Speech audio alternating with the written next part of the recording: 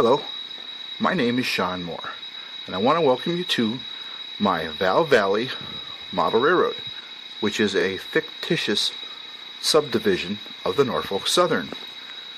We're going to enter the layout room here in a second, and then we'll take a quick look at the layout itself, and I'll go over some of the key spots. Entering the layout room,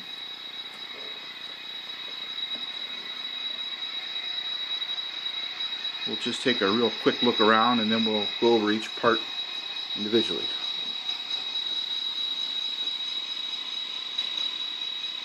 You can kind of see the room is pretty small.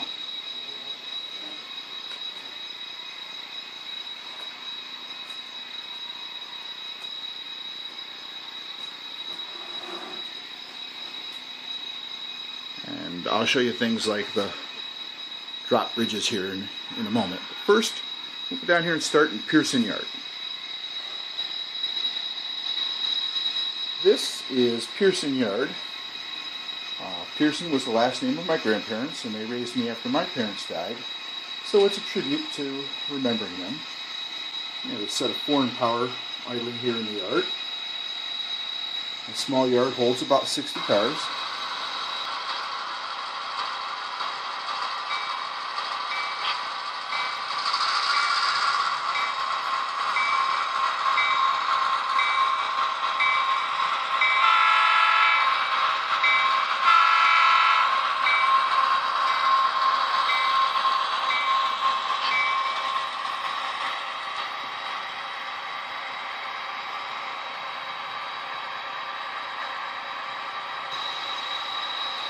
When we go up a little bit here, we'll find the yard tower or office. Just behind that lies Pierson shops. We've got some Norfolk Southern locomotives waiting for repair. And we have the shop complex.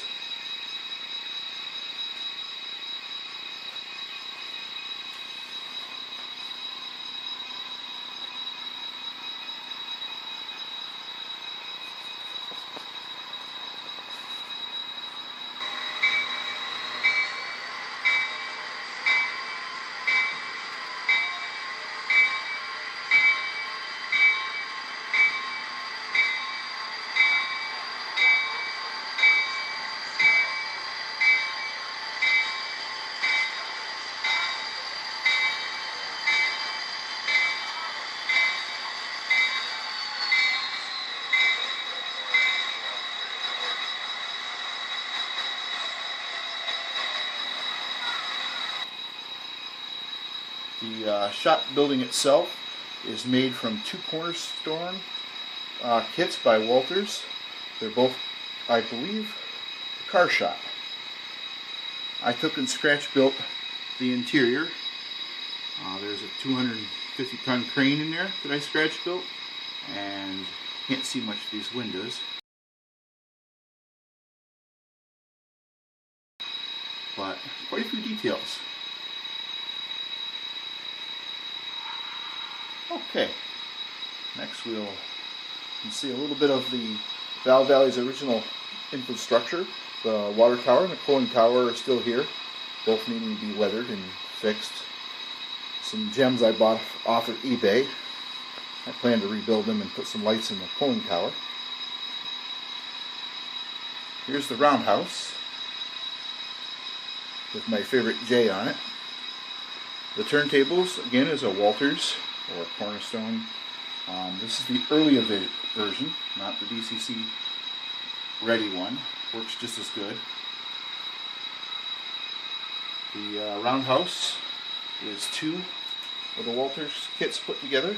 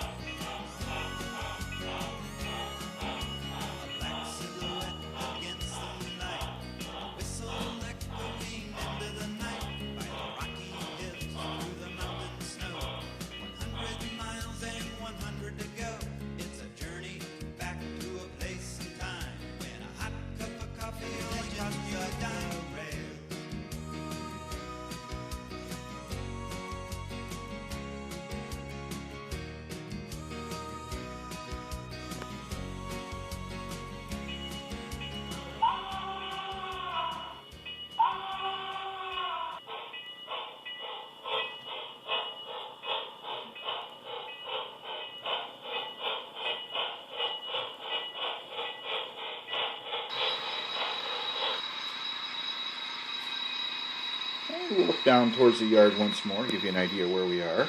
There's the shops, diesel shops, and the yard way down there. And these tracks here in the foreground, someone's probably already noticed them right here that seem to go nowhere. We'll explain that in a minute as we work our way around the layout. Continuing on, following the double track main, this interesting hole in the ground represents what's going to be the valley in Val Valley. There'll be a waterfall here where the water bottle and the droid pad are sitting.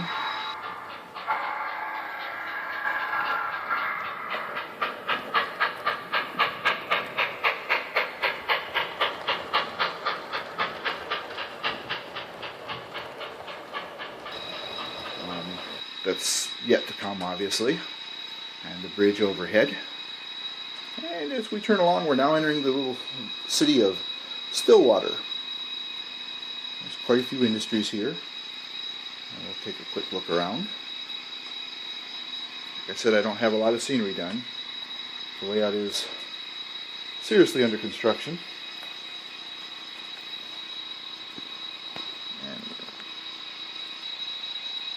Okay, this is another cornerstone kit. I've had a lot of fun building them lately. This one I put some serious time into hand painting. I still have to do an interior. I want to divide it up to floors and a couple rooms, and I'm going to put an Arduino inside of it that turns on and off the different rooms and lights at random. And our next building here is the all-famous Acme warehouse, where our friend the Wile E. Coyote gets all his supplies from. Had to have a little bit of fun with the layout. On farther down the line we have an unknown warehouse. Now this one does have an interior in it. It's hard to see because the lighting in it as well isn't done. But if you look, you can see some objects and some people. Let's see if we can zoom in on. Not very good.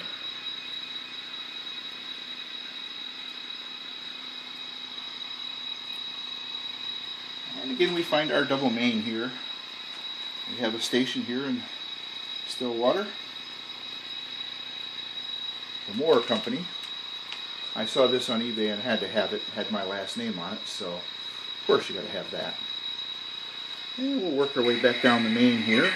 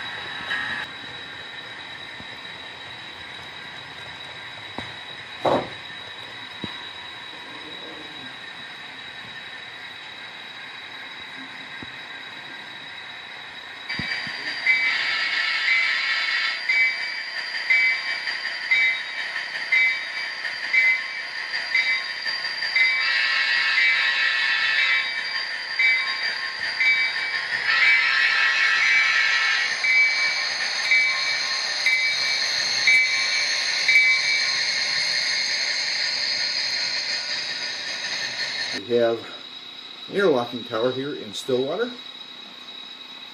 I like this kit. That was a really nice one. And then last stop here in Stillwater will be Sick and Tire by Woodland Scenics. This was a really nice little kit. I really enjoyed putting this thing together. It's got a lot of detail on it.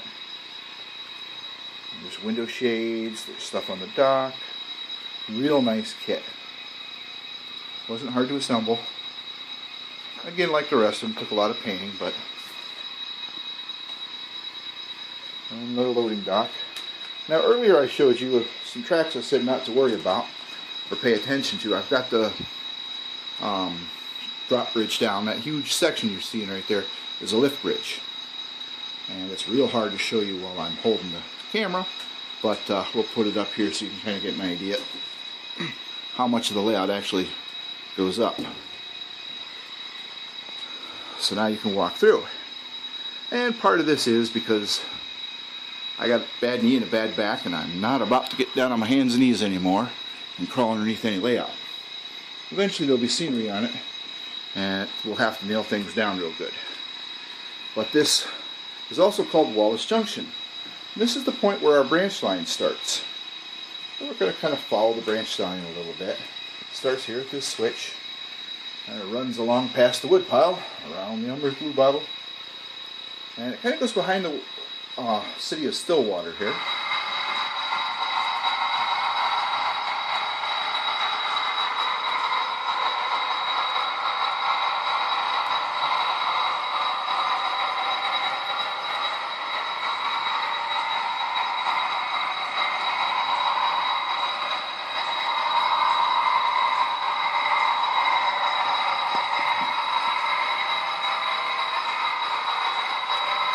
See it making its distance. Now the first time I built that grade it was 8%, and the trains darn near slid off the hill. So this is 4%, and then it goes to about 3% after the second bridge here. And here's the second bridge, which again will be over the canyon here.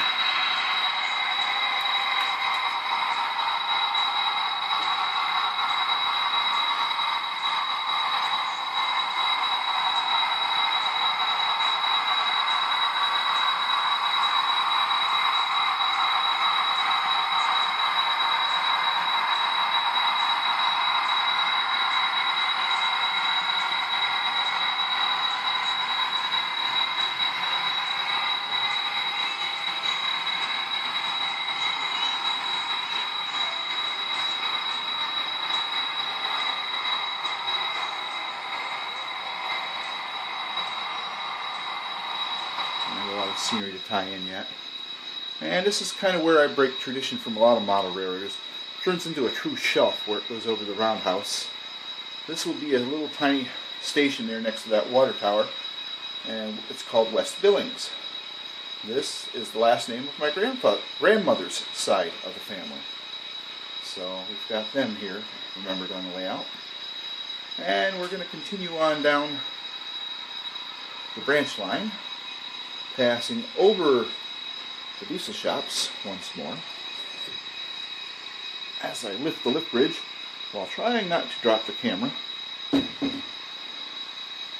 Okay. We continue, don't pay attention to the floating wire there, I'll explain that in a little bit. As we continue along our way, now we're going to cross over the top of Pearson Yard, and I just don't have the, like I said, a lot of things aren't finished here. Eventually there will be a retainer wall and a porthole and a little bit of a wall here to hide that light that lights over the yard there in the back. But everything in its time.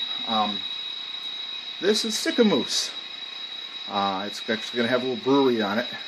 If anybody knows the song it's from, you might get a chuckle out of that. Oh, you'll notice that the track kind of ends. Well, not exactly end. This is our exit door to the room.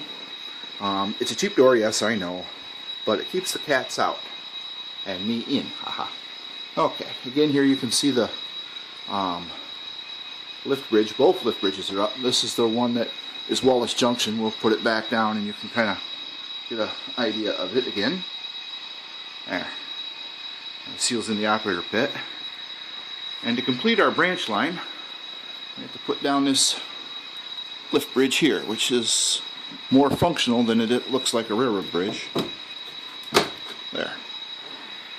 And trains now get across here. The bridge does have a safety switch hidden underneath it. It's kind of hard to see, but it's right here. When the switch is not made, when the bridge is up, then it cuts out power to the bridge itself and 3 feet of track on either side as a safety. And now entering the lift bridge.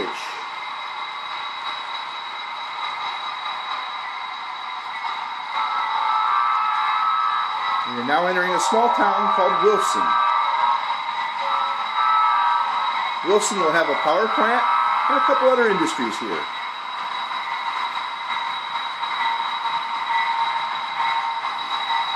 So after the bridge We're coming into a place called Wilson.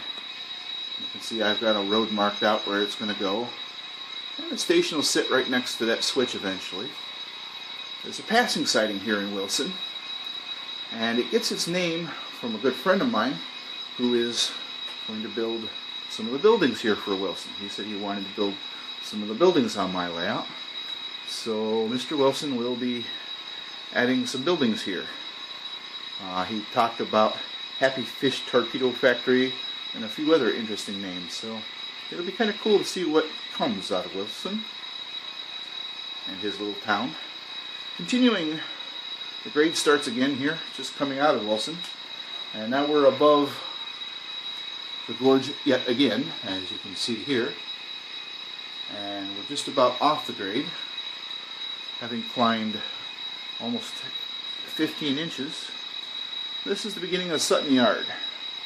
Sutton Station will be right here above buildings on this curve, yet there's no station. This is the beginning of Sutton Yard. And here at Sutton Yard we find Norfolk Southern empty coal train has just arrived. And it goes way down there. And I'll explain more about that in a second. We're now looking at the beginning of Sutton Yard once more. Sutton Yard is a holding yard, for lack of a better term, for coal trains that come. This is a coal mining area. And the empties will come in. And our coal mine here will be down here at the end above the other yard, in what used to be the stairway that was closed off before we bought the house. This would have been the back staircase. Looks great for a coal mine. But one of the coal mines that Walters has put out will sit over top of these cars. There will be a cliff wall on each side. And it'll be one of the coal mines up here. This tail track you see is actually an engine escape track for the yard, which you can see kind of runs all the way down there. And this little track in the back with a couple of freight cars on it represents industries that would be near the mine, kind of like a team track. Okay, we go back through Sutton Yard here, and we didn't cover that floating wire I told you not to worry about. There, that nasty wire. It's kind of weird hanging out there. It's actually the light for the scales here. As you can see, the scale isn't finished. It does have an interior, and I don't have the light hooked up yet. It's a rather recent addition to the layout. My plans here are to have an actual appearing to work scales. I'm going to use an Arduino, which is a little computer for those of you who don't know about the size of a credit card. And right here will be a little number display. And they're in the center of the track, which is why I haven't put the centerpiece in. It's kind of laying over here waiting for its turn. But I'm going to drill a hole in the center here, and I have what's called an IR detector. And it will tell when there's, for this purpose, a coal car parked over it. And the Arduino will then kick out a random weight within a certain range that's pre-chosen for the type of cars you're weighing. And it'll display it here. So you'll have to weigh each car coming into the mines as they're empties when your train arrives. And you'll have to weigh each loaded train on the way out. So that'll add more to our operation. Now towards the front of Sutton will be another coal tipple. Right between the sign here and where this engine sits, on the back two tracks, there's 4 tracks in the yard here. But on the back tracks, I bought a large coal tipple that's going to sit there. And it's going to appear to be the original coal tipple for the reason why the yard was here and then other mines sprang up. So in a nutshell, that's been my tour of Val Valley Railroad.